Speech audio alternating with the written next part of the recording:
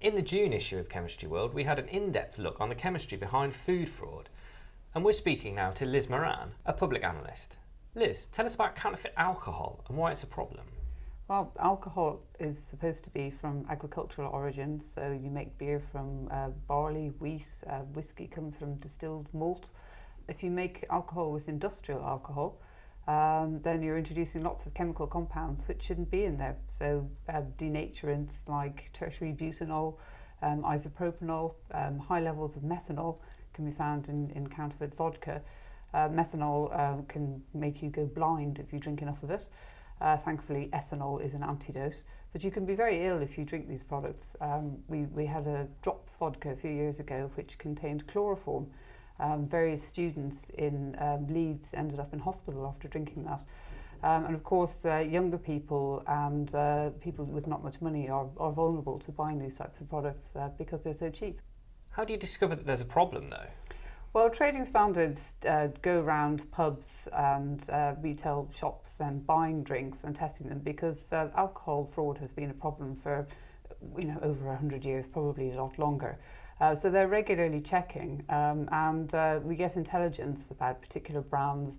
That Glen's vodka, for instance, is a brand that's often counterfeited. And we can test for these different compounds which shouldn't be there. And also we can do authenticity profiling to see whether the product is actually the brand it's claiming to be. So is it Bell's whiskey, is it Gordon's gin?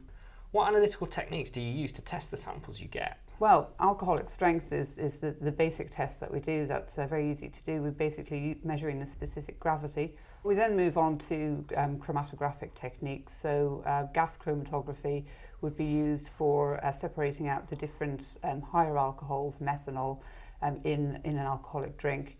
We can also use liquid chromatography to look for trace marker sugars, which are present at known levels in particular drinks.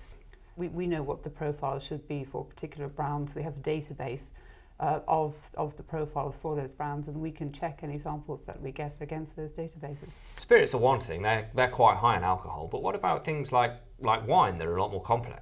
It's not actually fake wine, it is wine, but certain well-known brands of wine have been counterfeited, where very cheap wine that's maybe of low quality, maybe only suitable for cooking, is rebottled and labelled up as a particular brand.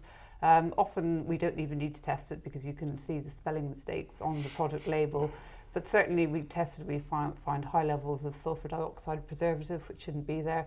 The alcoholic strength may not be correct compared to what it should be, and the quality of the wine is very poor. So it's more like a fingerprint analysis then. You get a sample of the real wine and you test the fake one.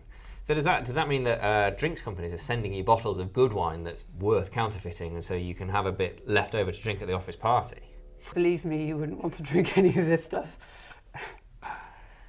So who actually pays for all this testing? Well, it's the taxpayer who pays for it. Local authorities are responsible for enforcing food safety in their area, so it's funded centrally from the government and also through local council tax as well.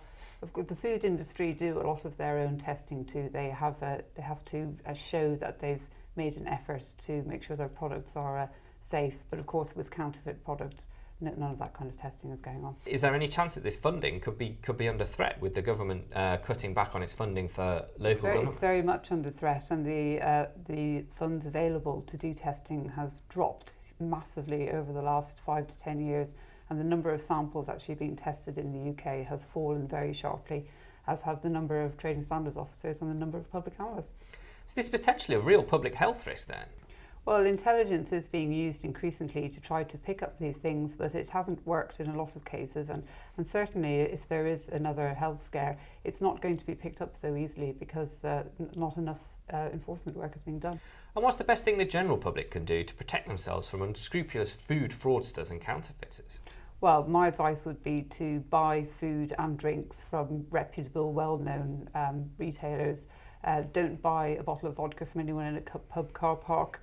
And if the price looks too good to be true, then there's probably something wrong with it.